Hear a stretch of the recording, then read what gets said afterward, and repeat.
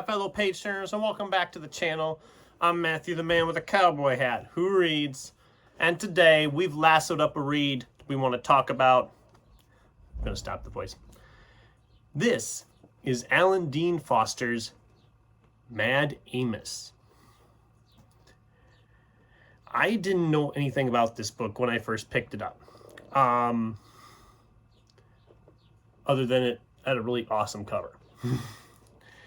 And it was in like the sci-fi fantasy section at the used bookstore. So I was like, okay, this isn't really a straight up Western. And I mean, Alan Dean Foster is more well known for his sci-fi fantasy work anyway. So I was interested. This sounded intriguing to me. So I picked it up. And it's not a novel, really. It's a selection of short stories about this character who's kind of a larger than life Paul Bunyan-esque type character in the West. And usually he's the guy they get a hold of if there's like weird things going on. The first story in here, a dragon is flying around and attacking like the different covered wagons and stuff and stealing the gold. So it's like, okay, that's a fun kind of twist. And there's a lot of other stories like that too. There's Indian spirits, there's a volcano in one story. His horse, Worthless, is actually a unicorn, and that's a running joke through all of these stories.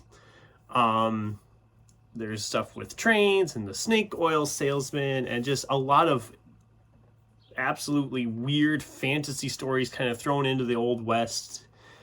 And they're a lot of fun. This whole collection was a lot of fun.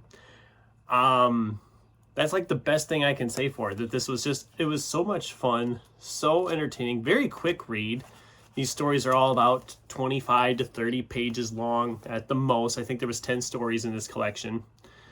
And I just had an absolute blast with it. I had a lot of fun reading it. The character of Amos Malone, or Mad Amos as the title says, is an interesting character because we don't know a lot about him, but we're very interested in his character just because of him seeming to know what all this weird stuff is when nobody else does. So that makes for a very interesting character because you're learning about this character, but you're not really learning it from him. You're kind of like the urban legend type deal, like this hearsay. Oh, he's done this and he's done this, but has he done that? You don't know. And that's kind of what makes it fun. If you're a fantasy sci-fi reader and you don't mind a Western or you want to get into more Westerns, this is, I think, a nice little way to kind of dip your toes into Westerns, even though it's not really a Western. But I just had a lot of fun with this, and this is going to be a very short video review of this book. But I had a lot of fun. And I never know sometimes when I've picked up an author I've never really read before or something I've never even heard of if I'm going to like it. But I had a lot of fun with this. This was a 4-star read for me. Most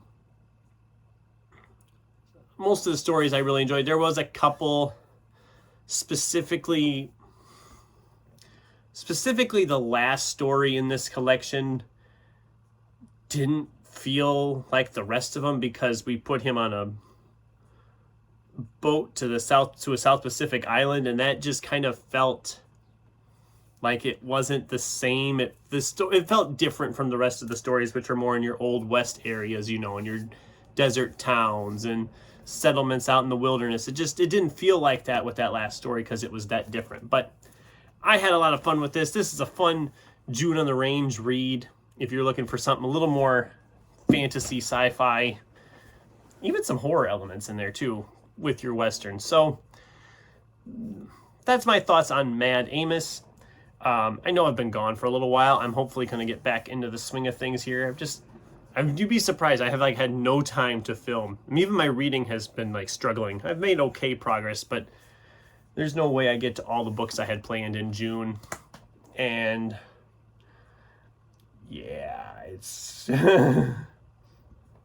yeah, I kind of needed to. I have a book haul coming up here in a week or two for all my June reads and June purchases, and it's a sizable stack. I can't wait to show all those off to you. I know people love the book hauls, and this is going to be one of the biggest I think I've ever done, because there's quite a few there already. So that's the review. What did you guys think? Does this sound like something you would enjoy? How is your reading for June in the Range going, or just your reading in June in general going? I'd love to hear from you in the comments down below. Thanks for watching, and until next time, keep turning pages.